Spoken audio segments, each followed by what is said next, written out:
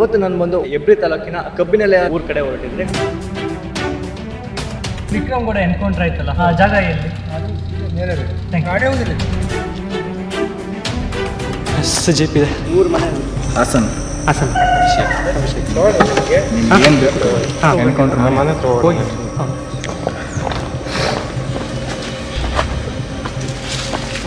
ಇದೇ ಒಂದು ಮನೆಯಲ್ಲಿ ಎನ್ಕೌಂಟರ್ ಆಗಿದ್ದು. ವಿಕ್ರಮ್ ಗೌಡನ ಉದ್ದೇಶ ಸರಿ ಇತ್ತು ಅಂತ ನಾವು ಹೇಳ್ತೀವಿ, ಬಟ್ ಆಯ್ಕೆ ಮಾಡ್ಕೊಂಡಂತ ಮಾರ್ಗನ ನಾವು ಯಾವುದೇ ಕಾರಣಕ್ಕೂ ಸರಿ ಅಂತ ಹೇಳೋದಿಲ್ಲ. ಕೂಡ್ಲ ಅಂತ ಏನು ಗ್ರಾಮ ಇದೆ, ವಿಕ್ರಮ್ ಗೌಡನ ಹುಟ್ಟೂರು. ಸ್ವಲ್ಪ ಅಡಿಕೆ ತೋಟ ಗೀಟ ಮಾಡಿದ್ದ.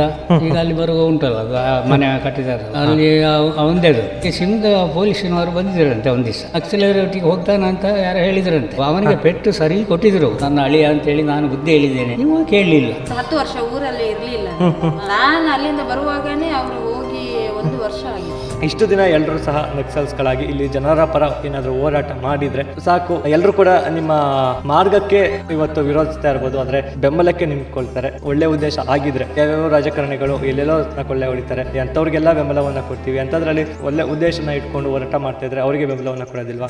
ಎಲ್ಲರಿಗೂ ನಮಸ್ಕಾರ. ಎಂಟರ್ಟೈನ್ಮೆಂಟ್ ಮತ್ತೊಂದು ಹೊಸ ವಿಡಿಯೋಗೆ ಎಲ್ಲರಿಗೂ ಸ್ವಾಗತ. ವೀಕ್ಷಕರೇ, ಇವತ್ತು ನಾನು ಬಂದು ಉಡುಪಿ ಜಿಲ್ಲೆಯ ಹೆಬ್ರಿ ತಾಲೂಕಿನ ಕಬ್ಬಿನೆಲೆ ಅನ್ನುವಂತ ಒಂದು ಊರ್ ಕಡೆ ಹೊರಟಿದ್ರೆ, ಈ ಹೆಬ್ರಿ ಮತ್ತೆ ಈ ಕಬ್ಬಿನೆಲೆ ಅಂದ ತಕ್ಷಣ ನೆನಪಾಗುವಂತದೆ ಇಲ್ಲಿ ಒಂದು ವಾರದ ಹಿಂದೆ ನಡೆದಂತ ಒಂದು ಘಟನೆ. ಏನು ನಮ್ಮ ಕರ್ನಾಟಕ ಅಂತ ಮಾತ್ರ ಅಂತಲ್ಲ, ಪಕ್ಕದ ನೆರ ರಾಜ್ಯ ಆಗಿರುವಂತಹ ಕೇರಳ ಪೊಲೀಸರಿಗೂ ಬೇಕಾಗಿದ್ದಂತಹ ಮೋಸ್ಟ್ ವಾಂಟೆಡ್ ನಕ್ಸಲ್ ವಿಕ್ರಮ್ ಗೌಡನ ಎನ್ಕೌಂಟರ್. ಸೊ ಅವನ ಎನ್ಕೌಂಟರ್ ಆಗಿ ಇವತ್ತಿಗೆ ಒಂದು ವಾರಗಳಾಯಿತು.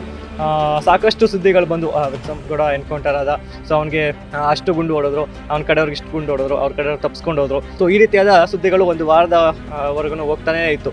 ಸೊ ಅದಲ್ದೇ ಅವನು ಯಾಕೆ ಎನ್ಕೌಂಟರ್ ಆದ, ಸೊ ನಕ್ಸಲ್ ಆಗಿ ಎನ್ಕೌಂಟರ್ ಆದ, ಸೊ ನಕ್ಸಲ್ ಯಾಕಾದ, ಯಾವುದೋ ಒಂದು ಹೋರಾಟಕ್ಕೆ ಧುಮುಕಿದ, ಅದಲ್ದೇ ಒಂದು ಬೇರೆ ಇನ್ನೇನೋ ಒಂದು ತೊಂದರೆ ಇತ್ತು ಅಂತ ಇಲ್ಲಿಯ ಸ್ಥಳೀಯರು ಮತ್ತೆ ಸುದ್ದಿಗಳು ಹರಡಾಡ್ತಾ ಇದೆ. ಸೊ ಅದ್ರ ಬಗ್ಗೆ ನಾವು ಮುಂದಿನ ವಿಡಿಯೋಗಳಲ್ಲಿ ಅಥವಾ ಮುಂದೆ ಹೋಗ್ತಾ ಇದೇ ವಿಡಿಯೋದಲ್ಲಿ ಇನ್ಫಾರ್ಮೇಷನ್ ತಿಳ್ಕೊಳ್ತಾ ಹೋಗೋಣ. ಸರಿ, ಹಾಗಿದ್ರೆ ಆ ಒಂದು ಹೋರಾಟಕ್ಕೆ ಧುಮುಕಿದ್ದು, ಆ ಒಂದು ಹೋರಾಟ ಏನು, ಸೊ ಅದನ್ನ ನಾವು ಇವತ್ತು ನಿಮಗೆ ತೋರಿಸೋದಕ್ಕೆ ಹೊರಟಿದ್ದೀವಿ. ಈಗ ನಾವು ಆ ಒಂದು ಕಬ್ಬಿನೆಲೆ ಗ್ರಾಮದಿಂದ ಒಂದು 2 ಕಿಲೋಮೀಟರ್ ದೂರ ಇರುವಂಥ ತಂಬೈಲು ಅನ್ನೋ ಒಂದು ಪ್ರದೇಶದಲ್ಲಿ ಸೊ ಇವನ ಒಂದು ಎನ್ಕೌಂಟರ್ ಆಗಿತ್ತು. ಸೊ ಆ ಒಂದು ಪ್ರದೇಶಕ್ಕೂ ಹೋಗಿ ಸೊ ನಾವು ಆದಷ್ಟು ಅಲ್ಲೂ ಸಹ ಇನ್ಫಾರ್ಮೇಷನ್ ಕಲೆಕ್ಟ್ ಮಾಡಿ ನಿಮಗೆ ತೋರಿಸುವಂಥ ಒಂದು ಪ್ರಯತ್ನವನ್ನು ಪಡ್ತೀವಿ.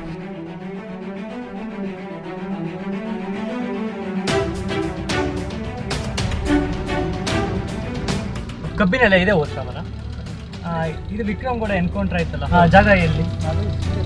ಮೇಲೆ ಹೋಗ್ಬೇಕು. ಎಷ್ಟು ಕಿಲೋಮೀಟರ್?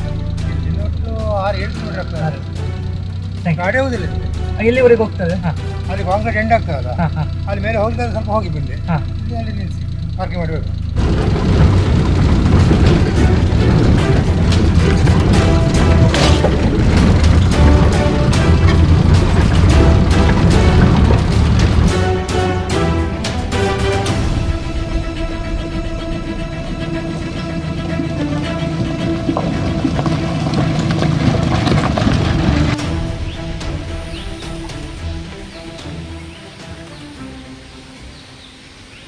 ವೀಕ್ಷಕರೇ, ನಾವಿದೀಗ ಒಂದು ಹೆಬ್ರಿಯ ಮೇನ್ ರೋಡ್ ಏನಿತ್ತು, ಆ ಒಂದು ಮೇನ್ ರೋಡಿಂದ ಕಬ್ಬಿನೆಲೆಗೆ ಒಂದು 10ರಿಂದ 11 ಕಿಲೋಮೀಟರ್ ఉంది. ಅದಾದ ನಂತರ ಕಬ್ಬಿನೆಲೆಯಿಂದ ಈ ಒಂದು ಪೀತ್ ಬೈಲು ಏನಿದೆ, ಎನ್ಕೌಂಟರ್ ನಡೆದಂಥ ಸ್ಥಳ, ಈ ಒಂದು ಸ್ಥಳಕ್ಕೆ ನಾವೀಗ ಬಂದಿದ್ದೀವಿ. ಇನ್ನೂ ಆ ಒಂದು ಸ್ಥಳಕ್ಕೆ ರೀಚ್ ಆಗಿಲ್ಲ. ಇಲ್ಲಿಂದ ಒಂದು 1.5-2 ಕಿಲೋಮೀಟರ್ ಇರ್ಬೋದು. ಈಗ ಆಲ್ರೆಡಿ ಟೋಟಲ್ ಮೇನ್ ರೋಡಿಂದ ಒಂದು 15 ಕಿಲೋಮೀಟರ್ ಬಂದಿದ್ದೀವಿ. ಇದೀಗ ನಾವು ಇಲ್ಲಿಂದ ಮತ್ತೆ ಒಂದು ಬೆಟ್ಟವನ್ನು ಹತ್ತಿದ್ರೆ ಸೊ ಆನಂತರ ಈ ಒಂದು ಪೀತ್ ಬೈಲು ಮತ್ತು ಎನ್ಕೌಂಟರ್ ನಡೆದಂಥ ಒಂದು ಸ್ಥಳ ಸಿಗುತ್ತೆ.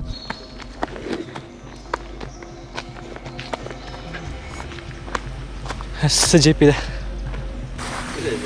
ಅದು ಎನ್ಕೌಂಟರ್ ಎಲ್ಲ ಆಗಿತ್ತಲ್ಲ, ಇದೆ ಸ್ಥಳ. ಇದರ ಯಾರಾದ್ರೂ ಏನು ಎಪ್ತಾರೆ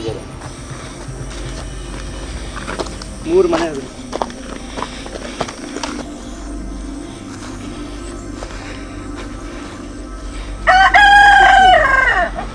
ಇದ್ರ ಬಗ್ಗೆ ಈಗ ಮಾಹಿತಿಯನ್ನು ಸಿಗ್ಬೋದಪ್ಪ? ಈ ಜಾಗ ತೋರಿಸ್ತೀನಿ. ಹಾಸನ್. ಹೇಳಿದ್ರ ಅಭಿಷೇಕ್. ನಿಮ್ಮ ಹೆಸರು? ಗಗನ್. ನಿಮ್ಗೆ ಏನು ಬೇಕು? ಅಲ್ಲೇ ಇದೆ ಮನೆ, ಇದಲ್ಲ ಇದಲ್ಲ ಆ ಮನೆ ಹತ್ರ ಎನ್ಕೌಂಟರ್ ಮನೆ ಹತ್ರ ಹೋಗಿ. ಘಟನೆ ನಡೆದಿತ್ತು, ಮನೆ ಇದೆ.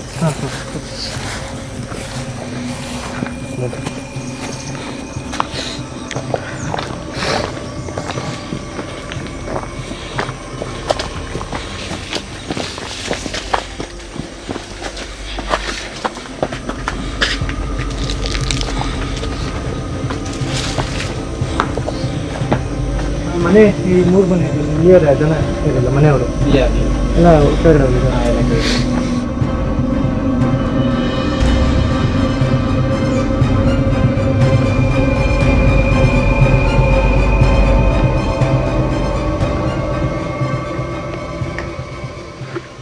ಎಸ್ ವೀಕ್ಷಕರೇ, ನಾವು ವಿಡಿಯೋ ಶುರು ಮಾಡೋದಕ್ಕೂ ಮುಂಚೆನೇ ಹೇಳ್ತಾ ಇದ್ವಿ, ನಾವು ಇಲ್ಲಿ ಯಾರ ಪರವಾಗಿ ಅಥವಾ ಯಾರನ್ನ ಬೆಂಬಲಿಸಿ ನಾವು ವಿಡಿಯೋವನ್ನು ಮಾಡ್ತಾ ಇಲ್ಲ. ಅವ್ನು ವಿಕ್ರಮ್ ಗೌಡನ ಉದ್ದೇಶ ಸರಿ ಇತ್ತು ಅಂತ ನಾವು ಹೇಳ್ತೀವಿ, ಬಟ್ ಅವ್ನು ಆಯ್ಕೆ ಮಾಡ್ಕೊಂಡಂಥ ಮಾರ್ಗನ ನಾವು ಯಾವುದೇ ಕಾರಣಕ್ಕೂ ಸರಿ ಅಂತ ಹೇಳೋದಿಲ್ಲ. ಸೊ ಯಾರೇ ಆಗಿರಲಿ ಒಂದು ಹೋರಾಟವನ್ನು ಮಾಡ್ತಾ ಇದ್ದಾರೆ ಅಂದರೆ ಸೊ ಹೋರಾಟ ಮಾಡಲಿ ತೊಂದರೆ ಇಲ್ಲ, ಬಟ್ ಶಸ್ತ್ರಾಸ್ತ್ರಗಳನ್ನು ಹಿಡಿದು ಬಂದೂಕು ಪಿಸ್ತೂಲ್ಗಳನ್ನು ಇಟ್ಕೊಂಡು ಹೋರಾಟನ ಮಾಡ್ತಾ ಇದ್ದಾರೆ ಅಂದರೆ ನಾವು ಅದನ್ನು ಯಾವುದೇ ಕಾರಣಕ್ಕೂ ಪ್ರೊವೋಕ್ ಮಾಡ್ಬೋದು, ಅಂದರೆ ಬೆಂಬಲವನ್ನು ಕೊಡಬಾರ್ದು.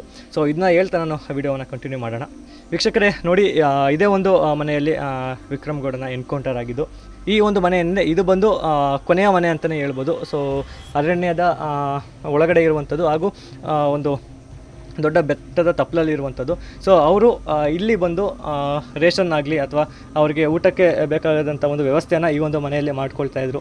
ಈಗ ಉಳಿದ ತಂಡದ ಸದಸ್ಯರಿಗೆ ಗುಂಡು ಬಿತ್ತು ಅಂತ ಹೇಳಿದ್ರು. ಅದಾದ ನಂತರ ಅವ್ರು ತಪ್ಪಿಸ್ಕೊಂಡ ನಂತರ ಮತ್ತೆ ಅವರು ಈ ಒಂದು ಪ್ರದೇಶಕ್ಕೆ ಬರ್ಬೋದು ಅಥವಾ ಈ ಒಂದು ಜಾಗದಲ್ಲಿ ಅವ್ರು ಏನಾದರೂ ಕಾಣಿಸ್ಕೊಳ್ಬೋದು ಮತ್ತು ಬೇರೆ ಏನಾದರೂ ತೊಂದರೆ ಆಗ್ಬೋದು ಅಂತ ಇನ್ನೂ ಸಹ ಇಲ್ಲಿ ಒಂದು ಕೂಂಬಿಂಗ್ ಆಗಲಿ ಅಥವಾ ಫೋರ್ಸ್ಗಳು ಸಹ ಇಲ್ಲೇ ಇದೆ. ಸೊ ಅವರು ಕೂಡ ಇನ್ನೂ ಹುಡುಕಾಟವನ್ನು ನಡೆಸ್ತಾ ಇದ್ದಾರೆ. ಎಸ್ ವೀಕ್ಷಕರೇ, ಇವತ್ತು ನಾನು ಬಂದು ಹೆಬ್ರಿ ತಾಲೂಕಿನ ಕೂಡ್ಲ ಎಂಬುವಂಥ ಒಂದು ಗ್ರಾಮದಲ್ಲಿ ಇದ್ದೀನಿ. ಈ ಒಂದು ಕೂಡ್ಲ ಅಂತ ಏನು ಗ್ರಾಮ ಇದೆ, ಇದು ಬಂದು ವಿಕ್ರಮ್ ಗೌಡನ ಹುಟ್ಟೂರು.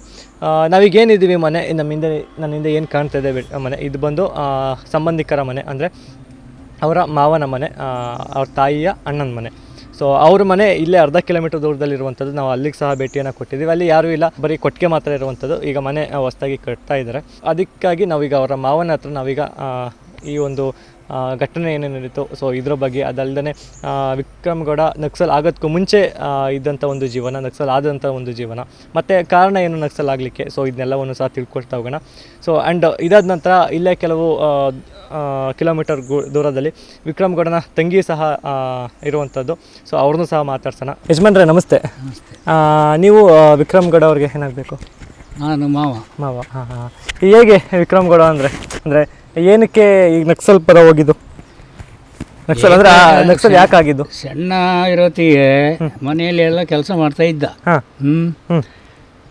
ಈಗೇನು ಕೆಲಸ ಮಾಡ್ತಾ ಇದ್ದ. ಮತ್ತು ಧರ್ಮಸ್ಥಳ ಯೋಜನೆ ಇತ್ತು. ಅಂದರೆ ಧರ್ಮಸ್ಥಳ ಯೋಜನೆ ಅಂದರೆ ಇದು ಎಲ್ಲ ಕೆಲಸ ಸಿಕ್ಕಿದ್ದು.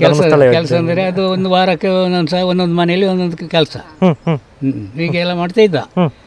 ಮತ್ತು ಅದ್ರ ಮೇಲೆ ಮನೆಯಲ್ಲೇ ಇದ್ದ. ಮತ್ತು ಸ್ವಲ್ಪ ಅಡಿಕೆ ತೋಟ ಗೀಟ ಮಾಡಿದ್ದ.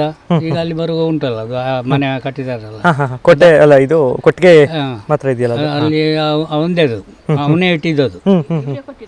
ಹೌದಾ? ಈಗ ಜಾಗ ಎಲ್ಲ ನಾನೇ ಕೊಟ್ಟಿದ್ದು ಅವರಿಗೆ. ಅವರು ಅದ್ರ ಮೇಲೆ ಈಗ ಕೆಲಸ ಮಾಡ್ತಾ ಇದ್ದ. ಯಾವುದು ಆಚೆ ಈಚೆ ಎಲ್ಲ ಈ ಪಗಾರ ಮಾಡ್ತಾ ಕೆಲಸ ಅವರು ಬರ್ತಿದ್ರು, ಇವನು ಹೋಗ್ತಿದ್ದ, ಎಲ್ಲ ಮಾಡ್ತಿದ್ರು. ಅದ್ರ ಮೇಲೆ ಮತ್ತೆ ಈ ಶಿವಮೊಗ್ಗ ಪೊಲೀಸಿನವರು ಬಂದಿದ್ದಾರಂತೆ ಒಂದು ದಿವಸ. ಅಂದರೆ ಪೊಲೀಸ್ನವರು ಏನಕ್ಕೆ ಬಂದಿದ್ರು, ಯಾಕೆ ಬಂದಿದ್ರು ಅಂತ ನಮಗೆ ಗೊತ್ತಿಲ್ಲ. ಅಲ್ಲ, ಹೋರಾಟ ಮಾಡ್ತಿದ್ರ ಇವ್ರೇನಾದ್ರು? ಇಲ್ಲ, ಅವಾಗ ಎಂಥದ್ದು ಮಾಡ್ತಿರ್ಲಿಲ್ಲ, ಬರೀ ಕೆಲಸ ಅವ್ರದ್ದಾಯ್ತು. ಕೆಲಸ ಅಂದ್ರೆ ಅವ ಈಗ ನಕ್ಸಲರೊಟ್ಟಿಗೆ ಹೋಗ್ತಾನಂತ ಯಾರು ಹೇಳಿದ್ರಂತೆ. ಅದಕ್ಕೆ ಅವರು ಬಂದು ಅವನಿಗೆ ಪೆಟ್ಟು ಸರಿ ಕೊಟ್ಟಿದ್ರು. ಅವರು ನಿಮ್ಗ ಪೊಲೀಸನವರು ಅಂತ ಹೇಳಿದ್ದು ಕೇಳಿದ್ದ ಅಷ್ಟೇ ಹೊರತು ನಾವೇನು ಅಲ್ಲಿ ಹೋಗ್ಲಿಲ್ಲ, ನಮಗೆ ಗೊತ್ತಿಲ್ಲ. ಮತ್ತೆ ನಾವು ಬಾರಿಯನ್ನು ಕಂಡಾಬಟ್ಟಿ ಪೆಟ್ಟು ಕೊಟ್ಟಿದ್ರು. ಅವನು ಮೈ ಎಲ್ಲ ಬೆಳ್ಳಗೆ. ಅವ್ರು ಕೊಟ್ಟಿದ್ದು ವಿಶೇಷ ದಪ್ಪ ಇದ್ದಿದೆ ಬೆನ್ನಿನೆಲ್ಲ. ಏನಿತ್ತು ಈ ದರಕ್ಕೆ ಅವರು ಪೆಟ್ಟು ಹೊಡೆದಿದ್ದು. ಅಂದ್ರೆ ಅದೇ ಯಾವ ಕಾರಣಕ್ಕೆ ನಕ್ಸಲ್ ಪರ ಹೋಗಿರ್ಬಹುದು ಅಂತ ಡೌಟಲ್ಲಿ ಕರ್ಕೊಂಡು ಹೋಗಿದ್ರು. ಮತ್ತೆ ಅದಕ್ಕೆ ಹೊಡೆದಿದ್ದವರು. ಮತ್ತೆ ನಾವು ಇಲ್ಲಿ ಹೆಂಗಸರು ಮಕ್ಕಳು ಎಲ್ಲ ಒಟ್ಟಾಗಿ ಹೋಯ್ತು ಅಲ್ಲಿಗೆ. ಅದಕ್ಕೆ ಯಾಕೆ ಹೊಡಿತೀರಿ ನೀವು, ಅವನ ಬಿಡಿ ಅಂತ. ಬಿಡ್ಲಿಕ್ಕೆ ಆಗುದಿಲ್ಲ, ನಾವು ಕರ್ಕೊಂಡೇ ಹೋಗ್ತೇವೆ ಅಂತ ಹೇಳಿದ್ರು.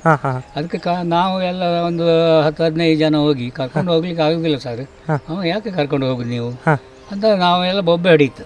ಬೊಬ್ಬೆ ಹೊಡೆದ್ರ ಮೇಲೆ ಅವರು ಬಿಟ್ಟು ಹೋದ್ರು. ಅದ್ರ ಮೇಲೆ ಮಾನ್ಯ ಕೆಲಸ ಮಾಡ್ತಾ ಇದ್ದ, ಏನು ತೊಂದರೆ ಇರಲಿಲ್ಲ. ಮತ್ತೆ ಏನಂದ್ರೆ ಅವರು ಪೊಲೀಸಿನವರು, ಅದು ಅಲ್ಲಿ ಶಿವಮೊಗ್ಗ ಪೊಲೀಸಿನವರು ಹೇಳಿದ್ದಲ್ಲ, ಅದು ಇಲ್ಲಿ ನಮ್ಮ ಹೆಬ್ರಿನ ಪೊಲೀಸಿನವರು ಹೇಳಿದ್ದು. ಎಂತ ಹೇಳಿದ್ರು?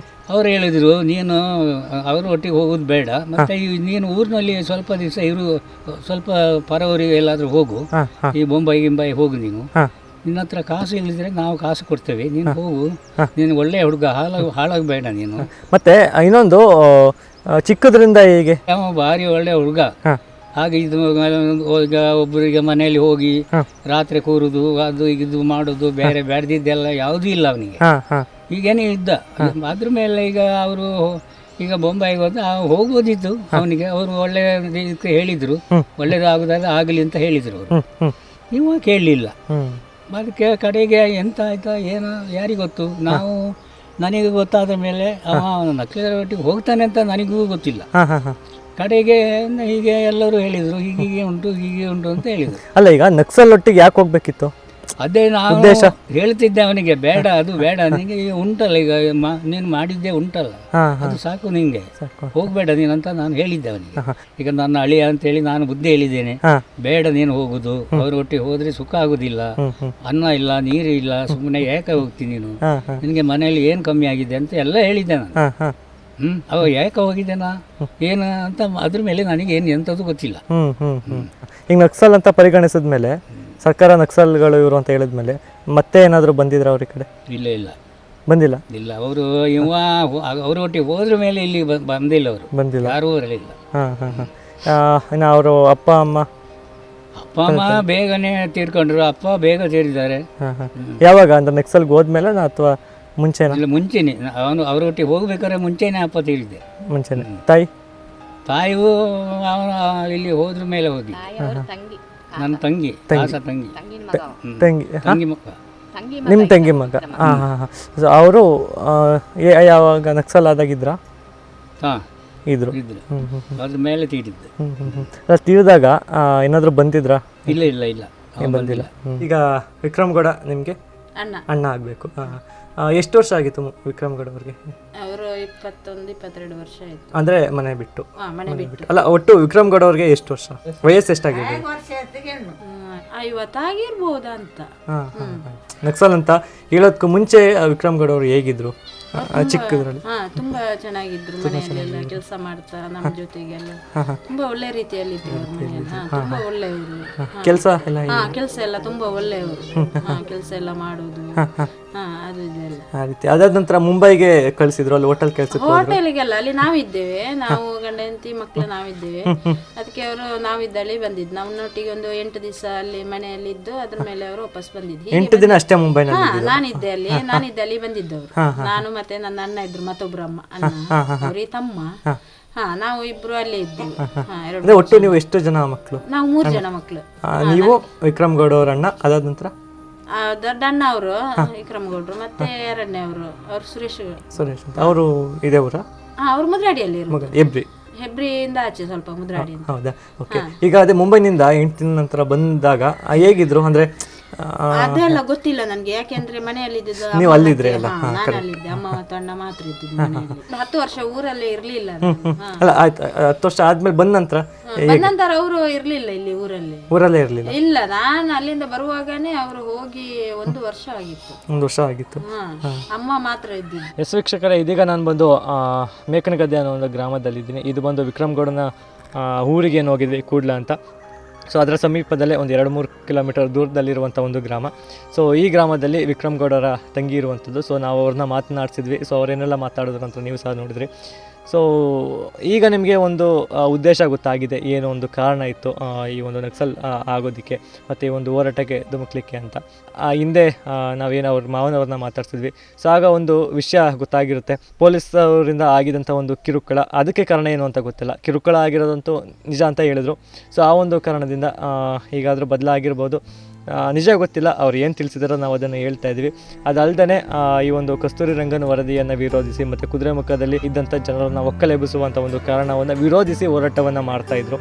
ಸೊ ಆ ಒಂದು ಹೋರಾಟ ನೆಕ್ಸ್ಟ್ ಒಂದು ಬೇರೆ ಒಂದು ಮಟ್ಟಕ್ಕೆ ತೊಗೊಂಡೋಗಬೇಕು ಅಂತ ಆಯುಧಗಳನ್ನು ಇಟ್ಕೊಂಡ್ರು. ಆನಂತರ ನಕ್ಸಲ್ಗಳಾದರು ಅನ್ನೋ ಒಂದು ಮಾಹಿತಿಯೂ ಸಹ ಎಲ್ರಿಗೂ ಕೇಳಿಬಂತು. ಒಂದು ಕುದುರೆಮುಖ ರಾಷ್ಟ್ರೀಯ ಉದ್ಯಾನವನದ ಒಳಗೆ ಇರುವಂಥ ಸಮಸ್ಯೆ ನಾವು ಸಹ ಕಣ್ಣಾರೆ ಕಂಡದ್ದು, ಜೊತೆಗೆ ನಿಮಗೂ ಸಹ ತೋರಿಸಿದ್ದೀವಿ. ಸೊ ಈ ವಿಡಿಯೋ ಅಲ್ಲ, ಇದ ನಂತರ ಮುಂದಿನ ವೀಡಿಯೋದಲ್ಲಿ ನಾವು ಆ ಒಂದು ರಾಷ್ಟ್ರೀಯ ಉದ್ಯಾನದ ಒಳಗಡೆ ಇರುವಂಥ ಜನರನ್ನು ಮಾತನಾಡಿಸ್ತೀವಿ. ಸೊ ಆಗ ನಿಮಗೆ ಗೊತ್ತಾಗುತ್ತೆ. ಸೊ ಅಲ್ಲೂ ಸಹ ಏನಾಗುತ್ತೆ ಅಂದರೆ, ಸೊ ಈ ರೀತಿಯ ಹೋರಾಟಗಳಿಗೆ ಹೋದವರು ಅಂದರೆ ಅವರು ನ್ಯಾಯಬದ್ಧವಾಗಿ ಆಯುಧಗಳನ್ನು ಇಟ್ಕೊಳ್ದಲ್ಲೇ ಹೋರಾಟವನ್ನು ಮಾಡಿ ನಕ್ಸಲ್ಸ್ ಅನ್ನೋ ಒಂದು ಪಟ್ಟವನ್ನು ತಗೊಂಡಿದ್ರು, ನಕ್ಸಲ್ಸ್ಗೆ ಬೆಂಬಲವನ್ನು ಕೊಡ್ತಾ ಇದ್ದಾರೆ ಅನ್ನೋ ಒಂದು ಪಟ್ಟವನ್ನು ತಗೊಂಡಿದ್ರು, ಅಂದರೆ ಒರೆಸಿದ್ರು ಅವ್ರ ಮೇಲೆ. ಇದು ಕೂಡ ಒಂದು ಕಾರಣ ಅಂತಲೇ ಹೇಳ್ಬೋದು. ಸೊ ನಮ್ಮ ಕೈಲಿ ಆದಷ್ಟು ನಾವು ಪ್ರಯತ್ನವನ್ನು ಪಟ್ಟಿದ್ದೀವಿ ನಿಜಾಂಶವನ್ನು ನಿಮಗೆ ತಿಳಿಸೋದಕ್ಕೆ. ಬೆಳಗ್ಗೆಯಿಂದ ಸಂಜೆವರೆಗೂ ನಾವು ಮಲಕುಡಿಯ ಒಂದು ಸಮುದಾಯಕ್ಕೆ ಸೇರಿದ ಜನರೇನಿದ್ದಾರೆ ಸೊ ಅವರೆಲ್ಲರೂ ಸಹ ಭೇಟಿಯಾದ್ವಿ. ಸೊ ಅವರ ಸಮಸ್ಯೆಗಳು ಗೊತ್ತಾಗಿದೆ. ಸೊ ಈಗ ವಿಕ್ರಮ್ ಗೌಡನ ಒಂದು ಕಾರಣ ಸಹ ಒಂದು ತಕ್ಕ ಮಟ್ಟಿಗೆ ಎಲ್ರಿಗೂ ಸಹ ಗೊತ್ತಾಗಿದೆ, ಯಾಕೆ ನಕ್ಸಲ್ ಆಗಿದ್ದು, ಹೋರಾಟ ಏನು ಅಂತ. ಈಗ ಆಗೋಗಿದೆ, ವಿಕ್ರಮ್ ಗೌಡನ ಒಂದು ಚಾಪ್ಟರ್ ಮುಗ್ದೋಗಿದೆ. ಈಗ ಉದ್ದೇಶ ಏನಿತ್ತು, ಜನರ ಪರ ನಿಂತಿದ್ದು ಏನು, ಮೂಲಭೂತ ಸೌಕರ್ಯಗಳನ್ನು ಕೊಡಿಸ್ಬೇಕು, ಜನರಿಗೆ ಕಾಡಿನಲ್ಲಿರುವಂಥ ಜನರನ್ನು ಕಾಡಿನಲ್ಲೇ ಬಿಡಬೇಕು, ಅವರಿಗೆ ಯಾವುದೇ ರೀತಿಯಾದ ಹಿಂಸೆಯನ್ನು ಕೊಡಬಾರ್ದು, ಕಾಡಿನಲ್ಲೇ ಅವರು ಜೀವನ ನಡೆಸಲಿಕ್ಕೆ ಅವಕಾಶ ಮಾಡಿಕೊಡ್ಬೇಕು ಅಂತ. ಸೊ ಅದ್ರ ಬಗ್ಗೆ ನಾವು ಸ್ವಲ್ಪ ಮಾಹಿತಿಯನ್ನು ತಿಳ್ಕೊಳ್ಬೇಕು ಮತ್ತು ಮಾಹಿತಿಯನ್ನು ಹಬ್ಬಿಸ್ಬೇಕು. ಅದ್ರ ಬಗ್ಗೆ ನಾವು ಧ್ವನಿಯನ್ನು ಎತ್ತಬೇಕು. ಯಾಕಂದರೆ ನೀವು ಮುಂದಿನ ಒಂದು ವಿಡಿಯೋನ ನೋಡಿದ್ರೆ ಗೊತ್ತಾಗ್ತಾ ಹೋಗುತ್ತೆ ಸೊ ಅಲ್ಲಿಯ ಜನರ ಸಮಸ್ಯೆಗಳು. ದಯವಿಟ್ಟು ವಿಡಿಯೋಸ್ಗಳನ್ನು ಶೇರ್ ಮಾಡಿ. ಸೊ ಆದಷ್ಟು ಇನ್ನಷ್ಟು ಜನರಿಗೆ ತಲುಪಿಸುವಂಥ ಒಂದು ಕೆಲಸವನ್ನು ಮಾಡಿ. ಸೊ ಅದರಿಂದ ನೆಕ್ಸ್ಟ್ ಯಾರಾದರೂ ರಾಜಕಾರಣಿಗಳ ನೋಡ್ಬೋದು ಅಥವಾ ಜನಗಳೇ ನೋಡಿದ್ರೆ ನೆಕ್ಸ್ಟ್ ರಾಜಕಾರಣಿಗಳ ಮೇಲೆ ಅದು ಒತ್ತಡ ಬೀರುತ್ತೆ. ಒತ್ತಡ ಬಿದ್ದ ನಂತರ ಅವ್ರಿಗೇನಾದರೂ ಒಂದು ಪರಿಹಾರ ಸಿಗ್ಬೋದು ಅಥವಾ ಏನಾದರೂ ಒಂದು ಅಭಿವೃದ್ಧಿ ಸಿಗ್ಬೋದು. ಆ ಒಂದು ಕಾರಣದಿಂದ ನಾವು ಈ ಒಂದು ಮಾಹಿತಿಯನ್ನು ಎಲ್ಲರಿಗೂ ಶೇರ್ ಮಾಡಿ ಅಂತ ನಾವು ನಿಮಗೆ ಕೇಳ್ಕೊಳ್ತಾ ಇದ್ದೀವಿ. ಆ್ಯಂಡ್ ಇನ್ನೊಂದು ವೀಕ್ಷಕರೇ, ವಿಡಿಯೋನ ಮುಗಿಸೋಕ್ಕೂ ಮುಂಚೆ ಇನ್ನೊಂದು ಮಾಹಿತಿಯನ್ನು ಹೇಳಬೇಕು. ಇದು ಬಂದು ಯಾರಾದರೂ ನಕ್ಸಲ್ಸ್ಗಳು ನೋಡ್ತಾ ಇದ್ದರೆ, ಸೊ ಮಿಸ್ಸಾಗಿ ಏನಾದರೂ ನೋಡ್ತಾ ಇದ್ದಾರೆ ಅಂದರೆ ಸೊ ಅವ್ರಿಗೂ ಸಹ ಈ ಒಂದು ಮಾಹಿತಿ ತಲುಪಿದ್ರೆ ಚೆನ್ನಾಗಿರುತ್ತೆ. ಅಥವಾ ಯಾರಾದರೂ ಅದರ ಪರ ಬೆಂಬಲಿಸ್ತಾ ಇದ್ದರೆ ಅವ್ರಿಗೂ ಸಹ ವಿಷಯವನ್ನು ತಿಳಿಸಿದಾಗುತ್ತೆ. ದಯವಿಟ್ಟು ಈ ರೀತಿಯಾದ ನಕ್ಸಲ್ ಚಟುವಟಿಕೆಗಳಿಗಾಗಲಿ ಅಥವಾ ಆಯುಧ ಇಟ್ಕೊಂಡು ಹೋರಾಟ ಮಾಡುವವರಿಗಾಗಲಿ ಸೊ ಯಾವುದೇ ರೀತಿಯಾದ ಬೆಂಬಲವನ್ನು ಕೊಡಬೇಡಿ. ಸೊ ಈಗ ನೋಡಿ, ಈಗ ನಕ್ಸಲ್ಸ್ಗಳು, ಈಗ ಎಕ್ಸಾಂಪಲ್ ನೀವೇ ಯಾರಾದರೂ ನೋಡ್ತಾ ಇದ್ದೀರಾ ಅಂದರೆ ಈಗ ನಕ್ಸಲ್ಸ್ಗಳಾಗಿ ಈ ರೀತಿ ಎನ್ಕೌಂಟರ್ ಆಗುವಂಥದ್ದು. ಹಾಗೆ ಈಗ ವಿಕ್ರಮ್ ಗೌಡ ಈ ಒಂದು ಇವರ ಉದಾಹರಣೆ ತಗೊಂಡ್ರೆ ಅವ್ರ ತಾಯಿಯ ಅಂತ್ಯ ಸಂಸ್ಕಾರ ಆಯಿತು. ಸೊ ಅಂತ್ಯ ಸಂಸ್ಕಾರ ಆದ್ರೂ ಸಹ ಬರಲಿಕ್ಕೆ ಅವಕಾಶ ಸಿಗಲಿಲ್ಲ. ಬಂದಿದ್ದರೆ ಅರೆಸ್ಟ್ ಮಾಡ್ಕೊಳ್ತಾ ಇದ್ರು ಅಥವಾ ಅಲ್ಲೇ ಎನ್ಕೌಂಟರ್ ಆಗ್ತಿತ್ತು, ಏನೋ ಗೊತ್ತಿಲ್ಲ. ಸೊ ಈ ರೀತಿ ಪರಿಸ್ಥಿತಿಗಳು ಬರ್ಬೋದು. ಇಷ್ಟು ದಿನ ಎಲ್ಲರೂ ಸಹ ನಕ್ಸಲ್ಸ್ಗಳಾಗಿ ಇಲ್ಲಿ ಜನರ ಪರ ಏನಾದರೂ ಹೋರಾಟ ಮಾಡಿದರೆ ಸಾಕು.